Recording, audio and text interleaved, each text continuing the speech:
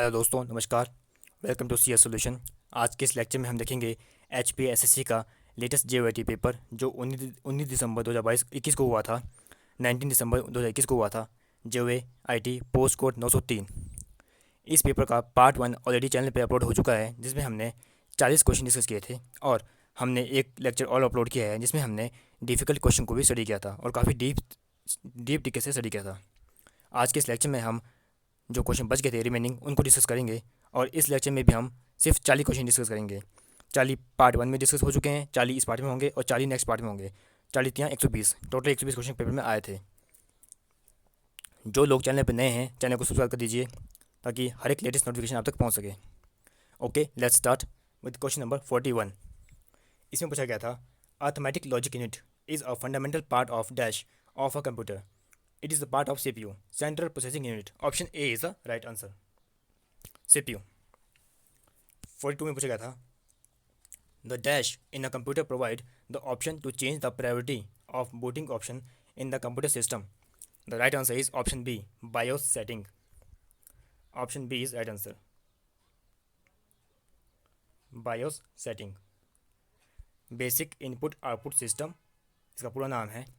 जब भी हमारा सिस्टम ऑन करते हैं तब हमारा जो सबसे पहला सॉफ्टवेयर रन करता है वो है आपका बायोस है।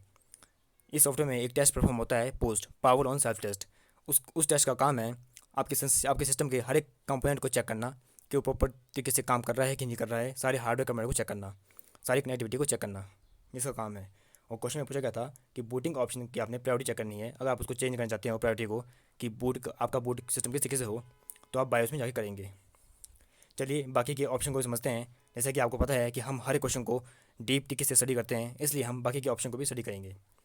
ऑप्शन ए में दिया गया था सिस्टम रजिस्ट्री। सिस्टम रजिस्ट्री क्या चीज़ है?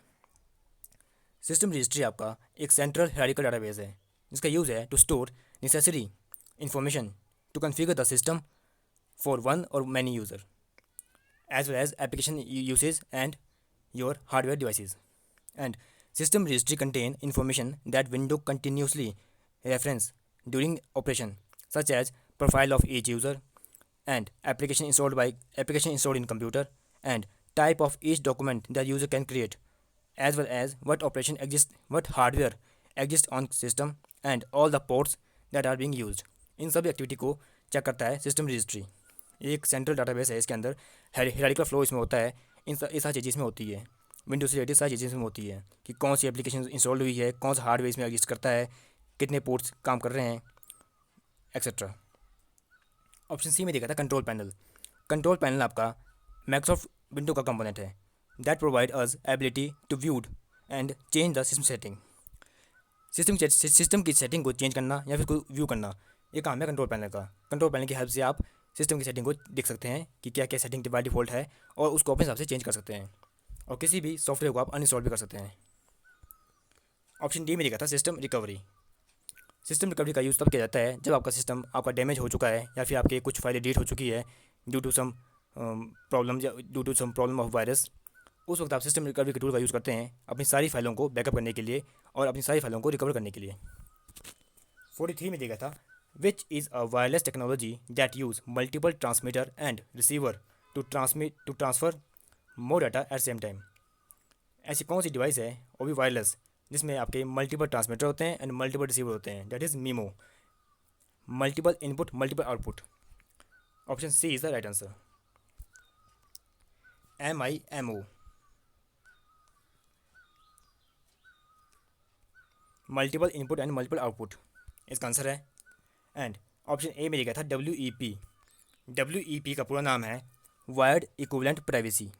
वायर्ड इक्विवेलेंट प्राइवेसी इसका पूरा नाम है। And it is a security algorithm for 802.11 wireless network.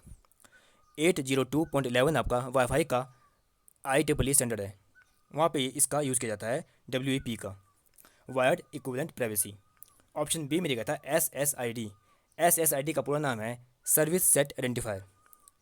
SSID is the name of your wireless network and इसको हम बोलते हैं network ID। Service set identifier ये आपके वायरलेस नेटवर्क का नाम होता है। ऑप्शन डी में लिखा था WAP। WAP का पूरा नाम है वायरलेस एप्लीकेशन प्रोटोकॉल एंड इस क्वेश्चन का जो सही आंसर था वो था MIMO, option C, multiple input multiple output. Question number 44, इसमें पूछा गया था which of the following layer in ISO OSI reference network model lies between physical and network layer. Physical और नेटवर्क लेयर के बीच में जो लेयर होती है वो आपकी होती है data link layer, option A is right answer. ISO का पूरा नाम है international organisation for standardisation. ISO ने ही OSI मॉडल को डेवलप किया है। OSI का पूरा नाम है open system interconnection and OSI model आपका आया था 1984 में, 1984 में। इसमें टोटल 7 लेयर होती है। फर्स्ट आपकी फिजिकल लेयर होती है, सेकंड आपकी डाटा लिंक लेयर होती है, third network layer, fourth transport layer, fifth session layer, sixth presentation layer and 7 application layer. जो ऊपर की 3 लेयर है एप्लीकेशन, प्रेजेंटेशन एंड सेशन, ये आपकी सॉफ्टवेयर लेयर होती है। और जो बॉटम की 3 लेयर है physical, data link and network, ये आपकी हार्डवेयर लेयर है। And centre one that is transport layer, ये आपका OSI मॉडल की हार्ट है। अगर कभी क्वेश्चन आए who which layer is the heart of OSI model, that is transport layer. And यहाँ पूछा गया था कि फिजिकल और नेटवर्क के बीच में कौन सी लेयर होती है, वो आपकी है data link layer, option A is correct option. 45 में पूछा गया था which layer in ISO OSI reference model is responsible for routing the packet over network. ये काम होता है आपका नेटवर्क लेयर का, option C is right answer. 46, a web-based information repository that is collaboratively edited by the members of the concerned community is called wiki, option B is right answer। Vicky का पूरा नाम है विकीपीडिया। विकीपीडिया में ही आपकी जितनी भी web based information होती है इसको आप बोलते हैं repository that is collaborative edit. वो आपकी बहुत सारे पर्सन के द्वारा एडिट कर दी जाती है जो मेंबर होते हैं कंसर्न कम्युनिटी के।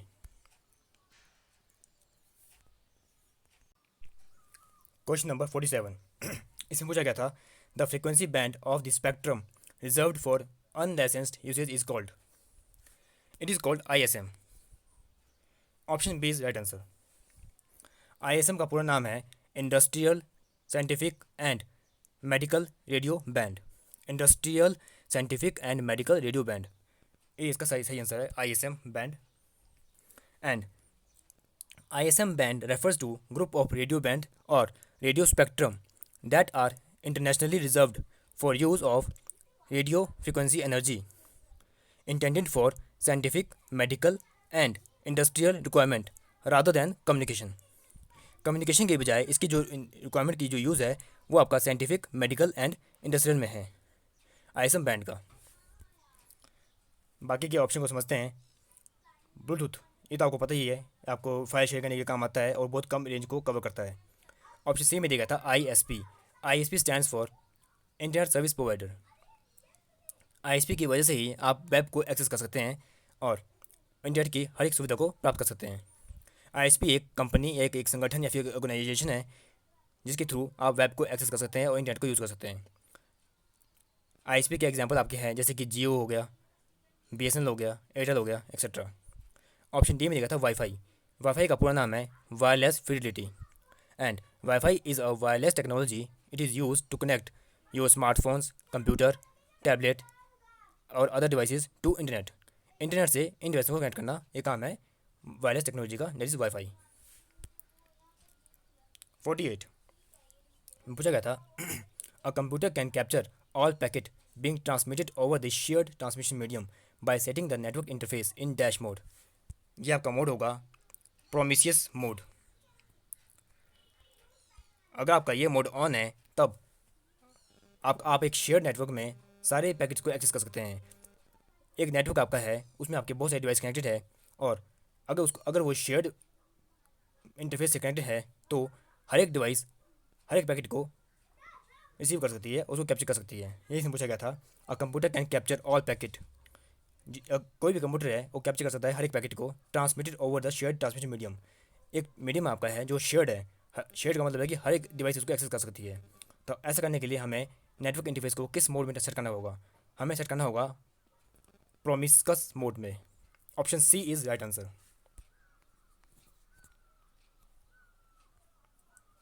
अगला क्वेश्चन है 49 and 50। 49 question and 50 question already हमने डिस्कस कर लिए हैं। जिसमें हमने डिफिकल्ट क्वेश्चन कराए थे उसमें इन दोनों को हमने डिस्कस कर लिया था। लेकिन आपको बता देते हैं शॉर्ट में, 49 का आंसर डी इसलिए है क्योंकि ये इसमें रेंज गलत दी गई है। लास्ट में इसमें 270 दिया गया है, जो 270 है वो रेंज में नहीं होता। आईपी एड्रेस की जो रेंज होती है वो 0 से लेकर 255 तक होती है, और ये रेंज से बाहर जा रहा है, इसलिए इसका आंसर ये गलत है। इसमें ये पूछा गया था कौन सा इनवैलिड है, that's why option D is right answer. और क्वेश्चन नंबर 50 है, इसमें पूछा गया था कौन सा आपका प्राइवेट आईपी एड्रेस है। प्राइवेट आईपी एड्रेस की हमने 3 क्लास डिस्कस की थी, class A, class B, class C. जो ये ऑप्शन ए है ये क्लास सी के अंडर लाई करता है, इसलिए इसका आंसर ए हुआ। इन दोनों क्वेश्चन को भी हमने उस लेक्चर में डिस्कस किया हुआ है जो हमने डिफिकल्ट क्वेश्चन अपलोड किए थे। क्वेश्चन नंबर 51 है, इसमें पूछा गया था which of the following is a type of optical fibre cable. Optical fibre के आपके दो टाइप होते हैं, एक होता है सिंगल मोड, एक मल्टी मोड। यहाँ पे मल्टी मोड दिया गया है, इसलिए ऑप्शन सी आपका सही आंसर होगा, मल्टी मोड। ऑप्टिकल फाइबर आपका गाइडेड मीडिया का पार्ट है। एंड ऑप्शन ए में दिया गया था UTP. UTP stands for unshielded twisted pair. ये आपका ट्विस्टेड पेयर का पार्ट है। Twisted pair is also part of guided media. And twisted pair का एक और पार्ट होता है that is STP, shielded twisted pair. एक होता है यूटीपी, एक एसटीपी। एंड ऑप्शन बी में दिया गया था इन इथरनेट। इथरनेट क्या है? इथरनेट आपकी एक ट्रेडिशनली टेक्नोलॉजी है for connecting devices into. Ethernet is a traditional technology for connecting devices in wired LAN, wired local area network. आपके डिवाइसेस को वायर्ड के थ्रू कनेक्ट करना, ये काम है इथरनेट का। And it enable devices to communicate with each other via protocol.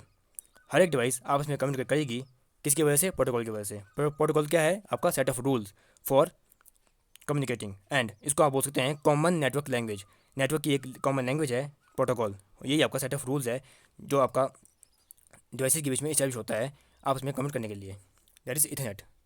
Option D में दिखा था कैट 6। कैट 6 का पूरा नाम है कैटेगरी 6। इस केबल का, ये आपकी ट्विस्टेड पेयर की केबल है कैटेगरी 6। एंड इस केबल का यूज़ हम तब करते हैं जब हमने हायर डाटा ट्रांसमिट करना हो। फॉर एग्जांपल आपको 1 GB या फिर 100 Mbps की स्पीड से कोई डाटा ट्रांसमिट करना है, तब हम यूज़ करेंगे category 6 cable, Cat 6। That is आपकी ट्विस्टेड पेयर केबल की पार्ट है। क्वेश्चन नंबर 52, इसमें पूछा गया था what is the full form of the term WEP use in Wi-Fi security. ये हमने पिछले कुछ क्वेश्चन में डिस्कस किया था, wired equivalent privacy. Option D is right answer.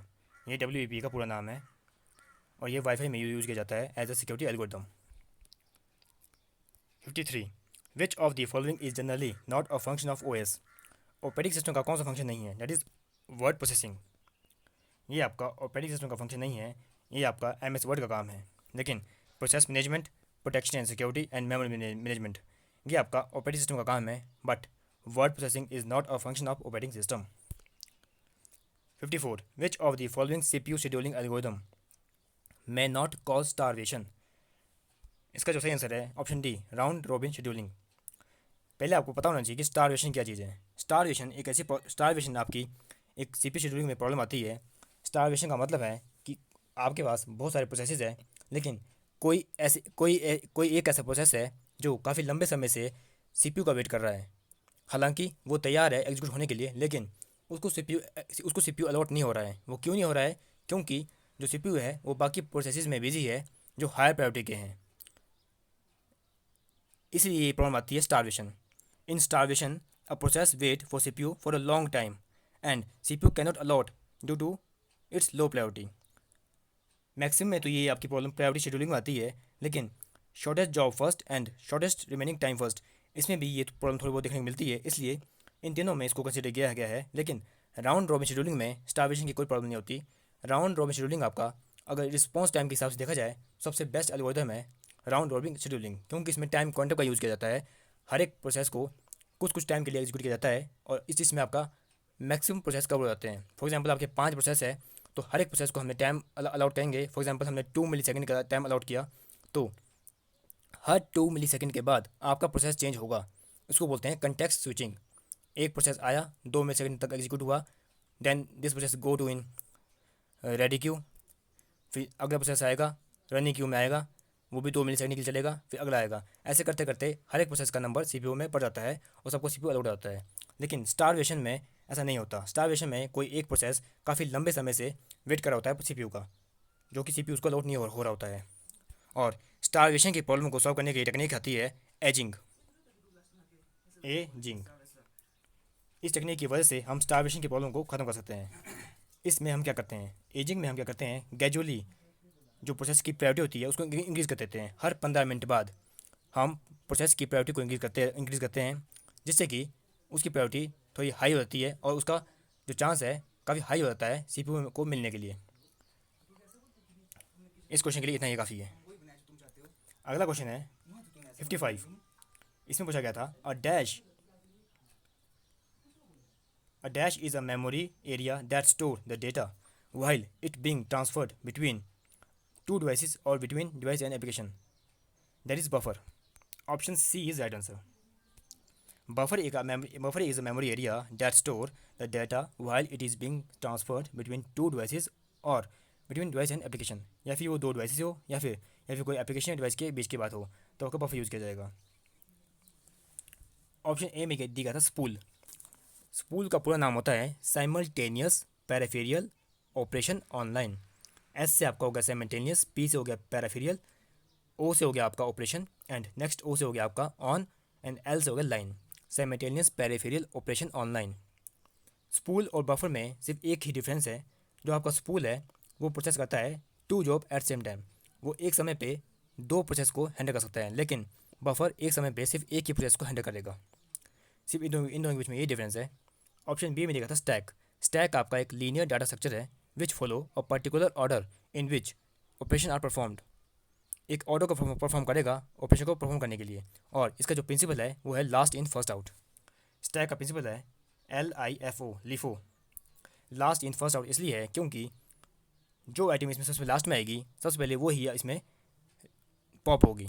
Pop का मतलब है सबसे पहले उसी आइटम का नंबर लगेगा। फॉर एग्जांपल आप किसी फंक्शन में वहाँ पे 100 प्लेट रखी गई है, जो सबसे फर्स्ट नंबर पे प्लेट रखी गई थी उसके ऊपर एक के बाद एक प्लेट रखी गई, और ऐसे करते करते हमने 100 प्लेटें रख दी। जो 100वें नंबर पे प्लेट रखी गई है सबसे पहले कोई पर्सन उसी को ही उठाएगा, इसलिए हम बोलते हैं लास्ट इन फर्स्ट आउट। जो लास्ट में आया उसका नंबर पहले पड़ गया। ऐसे करते करते इसको हम फॉलो करते हैं अपने प्रोसेस में। इसमें पुश और पॉप दो ऑपरेशन परफॉर्म होते हैं। पुश का मतलब है आइटम को इंसर्ट करना एंड पॉप का मतलब है जो टॉप ऑफ द आइटम है स्टैक में उसको बाहर निकालना स्टैक से। एंड ऑप्शन डी में दिया गया था कैशे। कैशे आपकी मेमोरी और मेमोरी का पार्ट है जो आपकी सीपीयू और रैम के बीच का पार्ट है, एंड इसका यूज़ किया जाता है हाई डाटा ट्रांसफ़र रेट के लिए। अगर हमें कोई डाटा या कोई इंस्ट्रक्शन सीपीयू को बार बार जरूरत पड़ती रहती है तब हम उसे कैशे में रख देते हैं ताकि हाई स्पीड से डाटा को फैच किया जाए। 56 में दिया गया था which of the following is not a major version of MS window operating system. Option B window XE। ये आपका विंडो का वर्जन नहीं है, बाकी रेस्ट ऑफ द 3 आपकी विंडो के वर्जन हैं। फर्स्ट में दिया गया था विंडो विस्ता। विंडो विस्ता आपका विंडो का वर्जन है और ये कब रिलीज़ किया गया था, 30 जनवरी 2007 को। 30 जनवरी 2007 विंडो विस्ता आई थी। एंड विंडो ME का मतलब है मिलीनियम एडिशन। ये आपकी रिलीज़ हुई थी सितंबर 14, 2000।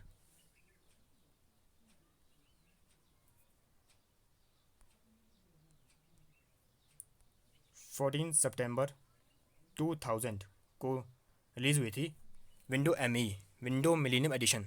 एंड लास्ट में देखा था विंडो XP। विंडो XP का पूरा नाम है विंडो एक्सपीरियंस। ये आपकी रिलीज़ हुई थी 25 अक्टूबर 2007 को। विंडो XP 25 अक्टूबर 2007। और विंडो का पूरा नाम क्या है, विंडो का पूरा नाम है wide interactive network development for office work solution. Wide interactive network development for office work solution is the full form of window. 57 in window 10 how can one sneak a peek at this desktop without closing or minimizing all the open window. इसका सही answer होगा by moving the mouse cursor at the end of task bar. Option B is the right answer. Question में पूछा गया था window 10 में ऐसा क्या करें कि आपकी सारी एप्लीकेशन है जो ओपन की गई है वो डेस्कटॉप पे आ जाए। तो वो आपका एक ही तरीका है, आप टास्क बार पे क्लिक करेंगे और सारी एप्लीकेशन आपकी मिनिमाइज हो जाएगी। क्वेश्चन 58 भी कुछ ऐसा ही है, लेकिन इसमें थोड़ा सा घुमा के क्वेश्चन पूछा गया है what is the short method to minimize all the window except the one you wish to keep visible in window 10।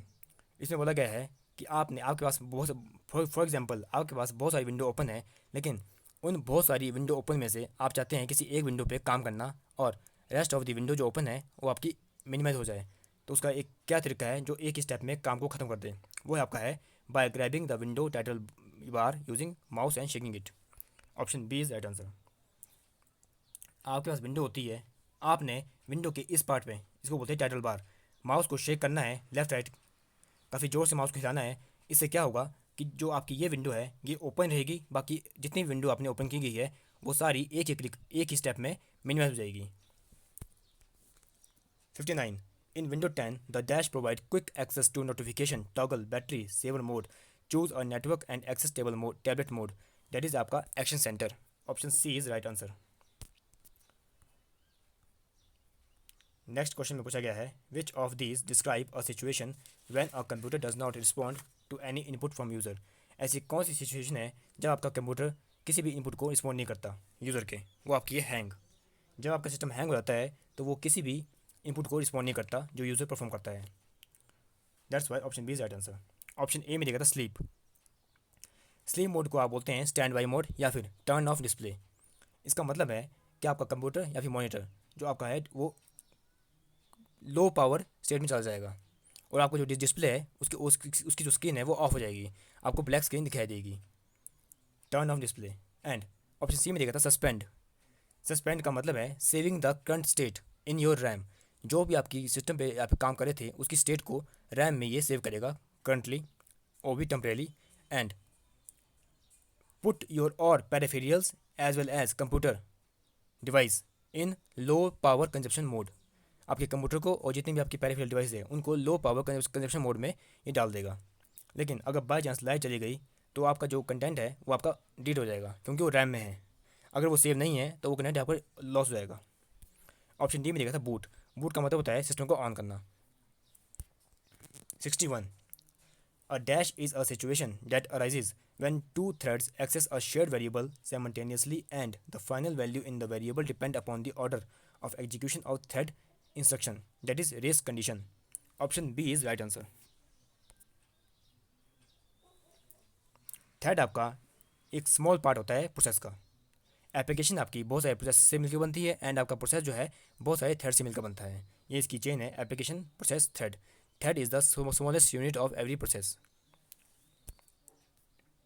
And option A में देखा था डेडलॉक। डेडलॉक एक ऐसी सिचुएशन है जिसमें आपके जैसे बहुत सारे प्रोसेसेस है, कोई भी प्रोसेस आपका एग्जीक्यूट नहीं हो पाएगा क्योंकि सभी प्रोसेस एक दूसरे पर डिपेंड हो जाएंगे। ऑपरेटिंग सिस्टम में आपका डेडलॉक का कंसेप्ट आता है जैसे कि आपके पास तीन प्रोसेस है। प्रोसेस ए को जो रिसोर्स चाहिए उसको एग्जीक्यूट करने के लिए वो प्रोसेस बी के पास है और प्रोसेस बी को जो रिसोर्स चाहिए एग्जीक्यूट होने के लिए वो सी के पास है। तो इस कंडीशन में कोई भी प्रोसेस की एग्जीक्यूशन कंप्लीट नहीं हो पाएगी क्योंकि तीनों ही एक दूसरे पर डिपेंड हो चुके हैं, क्योंकि तीनों में से जिसको जो रिसोर्स चाहिए वो किसी और के पास है, वो किसी और के पास है। That is deadlock condition. And option C में देखा था बी लेडी एनोमली। ये भी आपकी एक प्रॉब्लम आती है पेज रिप्लेसमेंट एल्गोरिथम में। Bilary anomaly is the phenomena in which increasing the number of page frame results in increasing the number of page fault. इसका मतलब है अगर आपने पेज की फ्रेम का साइज इंक्रीज़ किया तो आपका पेज फॉल्ट भी बढ़ जाएगा। और ये आपकी जो प्रॉब्लम होती है ये एक्सपीरियंस की गई है फीफो में, first in first out page replacement algorithm. उसमें इस प्रॉब्लम को फेस किया गया है। फॉर एग्जांपल आपके पास 3 पेज फ्रेम है और आपका जो पेज फॉल्ट आया वो आया 8। पेज फॉल्ट का मतलब है कि मेमोरी में पेज ना मिलना। सीपीयू ने जिस प्रोसेस की डिमांड की अगर वो पेज मेमोरी में नहीं है दैट इज़ पेज फॉल्ट, और अगर वो पेज मिल गया दैट इज़ पेज हिट। ये आपका पेज फॉल्ट और हिट का कंसेप्ट है और इसमें बोला गया था बिलेडी एनोमली। इसमें ऐसा कंसेप्ट है अगर आपका पेज फ्रेम का साइज इंक्रीज़ हो गया तो आपका पेज फॉल्ट भी बढ़ जाएगा। अगर आपका पहले आपकी फ्रेम अगर आपकी पहले आपकी फ्रेम 3 थी और पेज फॉल्ट आपका 5 था, लेकिन अगर बाद में आपने अगर पेज फ्रेम 4 कर दी और फिर आपका पेज फॉल्ट 8 या 10 बढ़ जाएगा। That is the concept of Belady anomaly. Option D में देगा था cache miss. Cache miss is an event in which a system or application make a request to retrieve data from cache but that specific data is not currently in cache memory. इसका ये cache miss जो है ये एक ऐसा event है जो तब जनरेट होता है जब सिस्टम या फिर एप्लीकेशन ने रिक्वेस्ट की है डाटा को रिट्रीव करने के लिए, लेकिन उस जो इन्होंने रिक्वेस्ट की गई है वो डाटा कैशे में नहीं है। अगर वो डाटा कैशे में नहीं मिला तब उसको बोलेंगे कैशे मिस। अगर रिक्वेस्ट किया गया डाटा कैशे में मिल जाता है तब उसको बोलते हैं cache hit. 62. What is the format of Android application package file? That is APK, application package file. Option C is right answer. Option A में दिया था EXE, EXE आपकी होती है एग्जीक्यूटिबल फाइल। ऑप्शन बी में दिया था DLL, DLL के पूरा नाम है dynamic link library, and DLL is a library that contain a set of code and data for carrying out particular activity on window. 64. 63. Red Hat is example of Linux distribution. Option B is right answer. 64. What is the Linux command to delete a file? That is RM, remove command. Linux में अगर आपने कोई file delete करनी है तो आपको RM command का use करना पड़ेगा, remove command.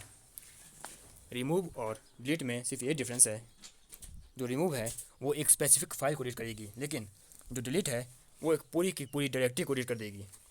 That is the difference between RM and DL। RM का काम है किसी स्पेसिफिक फाइल को डिलीट करना, लेकिन DEL डिलीट का काम है आपकी पूरी की पूरी डायरेक्टरी को डिलीट करना। आपके पास एक फ़ोल्डर है, उस फोल्डर में अगर आपके पास 50 फाइल है तो वो 50 के 50 फाइल आपकी डिलीट हो जाएगी डिलीट कमांड से।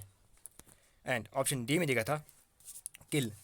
किल कमांड का यूज़ है for manually terminate the process. किसी प्रोसेस को मैनुअली टर्मिनेट करना हो तो किल कमांड का यूज़ किया जाएगा। एंड फर्स्ट में देखा था इरेज। इरेज कमांड आपकी डिलीट के अंदर यूज़ की जाती है फाइल को डिलीट करने के लिए। 65.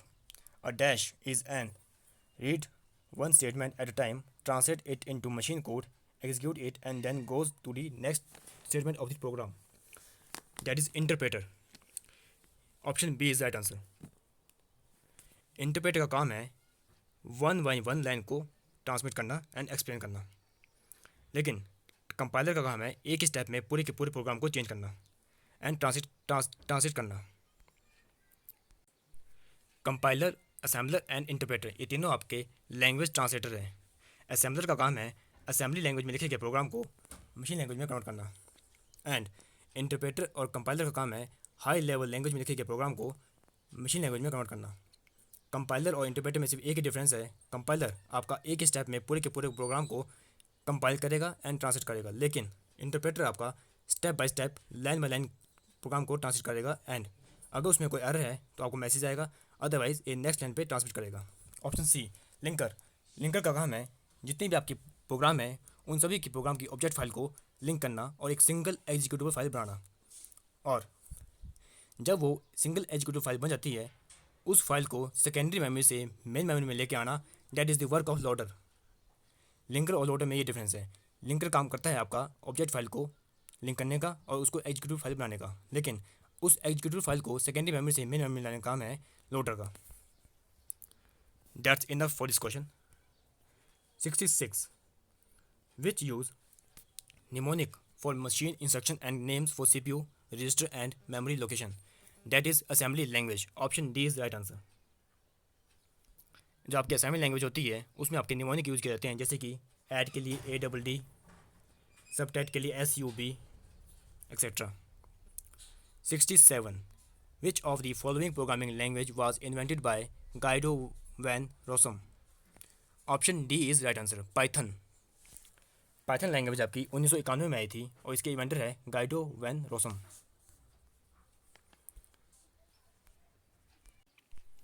ऑप्शन ए में दिखा था C plus plus.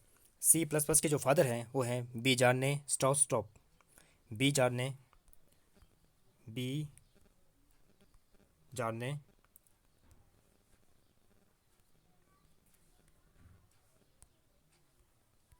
Straws trough, ये सी प्लस प्लस के डेवलपर है।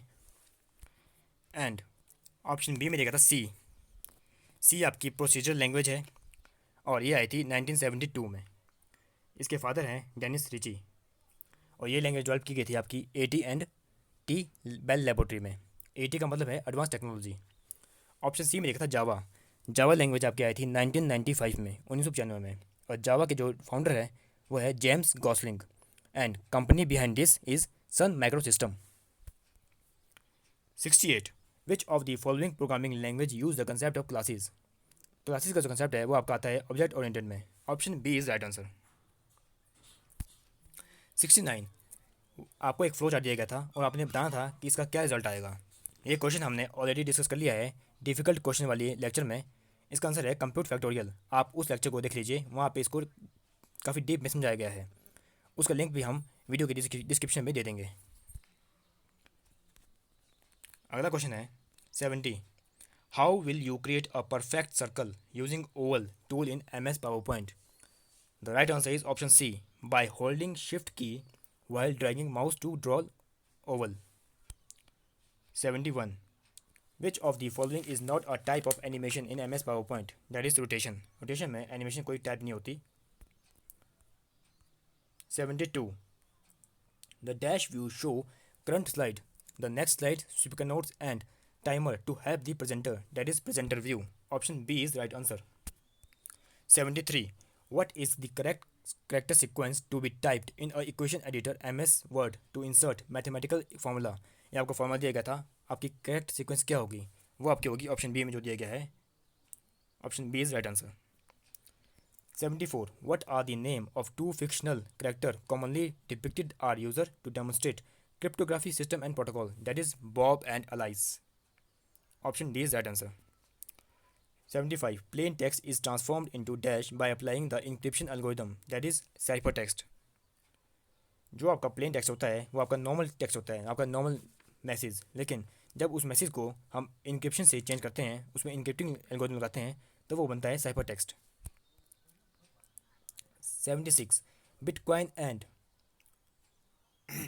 Ethereum are example of crypto currency. Option C is right answer. 77, which of the following tag in HTML hyper text markup language does not require a closing tag? ऐसा कौन सा tag है जिसमें closing tag की जरूरत नहीं पड़ती? That is input tag. Input tag में आपको क्लोजिंग की जरूरत नहीं पड़ती। क्लोजिंग का मतलब है ये साइन, जो आपका ऑप्शन ए में दिया गया है बटन। बटन टैग का यूज़ है बटन को क्रिएट करने के लिए। फॉर एग्जांपल जैसे कि आपने फॉर्म में देखा होगा, ओके बटन है, कैंसिल बटन है, ये आपके बटन टैग होते हैं। पी टैग का यूज़ होता है पैराग्राफ टाइप करने के लिए। एंड ऑप्शन डी में देखा था ए टैग आपका एंकर टैग है, इसका यूज़ किया जाता है हाइपर लिंक जनरेट करने के लिए। ए टैग के अंदर आपका एक एट्रीब्यूट होगा HREF, हरीफ। इस एट्रीब्यूट के अंदर आप जो भी पाथ लिखेंगे वो आपका लिंक का पाथ होगा, कि आपके लिंक को क्लिक करने पर आप किस वेब पेज पे जाएंगे या फिर किस पेज पे जाएंगे, उसका पाथ हम इसमें लिखेंगे HREF में, हरीफ में। एंड ऑप्शन सी था आपका इनपुट टैग, ये इसका राइट आंसर है। एंड इनपुट टैग आपका फॉर्म के अंदर यूज़ किया जाता है टू इनपुट दी डाटा, इसका यूज़ है। एंड इनपुट टैग के अंदर एक टाइप एट्रीब्यूट होता है, और जो टाइप एट्रीब्यूट है इसकी जो बाय डिफ़ॉल्ट वैल्यू होती है वो होती है टेक्स्ट। टेक्स्ट इसकी बाय डिफ़ॉल्ट वैल्यू है टाइप एट्रीब्यूट की इनपुट टैग के अंदर। 78, विच of the following is not valid tag in HTML5? जो आपका HTML का जो 5 वर्जन था उसमें चेकबॉक्स नाम का कोई टैग नहीं है। Option C is right answer. Option A में देखा था IMG, that is image tag. अगर आपने कोई भी इमेज लगानी है अपने वेब पेज पे तो आप IMG टैग यूज़ करेंगे। ऑप्शन बी में देखा था LI tag, list item. Order list के अंदर आपने जो लिस्ट की सीरीज़ बनानी है आप LI के अंदर लिखेंगे लिस्ट आइटम, वो आपकी लिस्ट होगी। एंड ऑप्शन डी में देखा था EM stands for emphasized. It is use to define emphasize text, that is italic. जो आपका इटैलिक टेक्स्ट होता है, इटैलिक, वही आपका एम्फेसाइज टेक्स्ट होता है।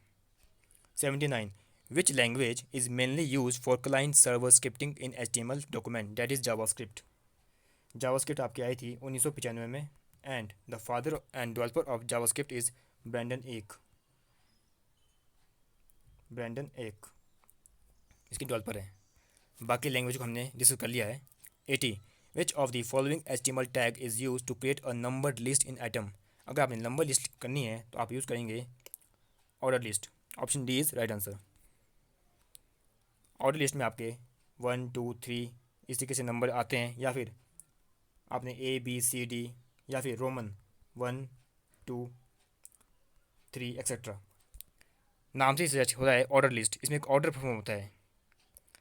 एंड इस लेक्चर में हम सिर्फ इतने ही क्वेश्चन डिस्कस करेंगे। अब हमारे पास सिर्फ 40 क्वेश्चन बचते हैं, वो पार्ट 3 में आएंगे। हमने 80 क्वेश्चन डिस्कस कर लिए हैं, 40 पार्ट 1 में, 40 इस पार्ट में। अगर अभी भी आपको किसी भी क्वेश्चन में डाउट है तो आप अपनी क्वेरी डाउट टेलीग्राम चैनल पे या फिर कमेंट सेक्शन पे भेज सकते हैं। टेलीग्राम चैनल का लिंक वीडियो के डिस्क्रिप्शन में आपको मिल जाएगा। And keep connected with CS solution for all latest update and exam oriented content plus deep analysis of every topic in computer science. Keep connected with CS solution. Thank you. Have a nice day.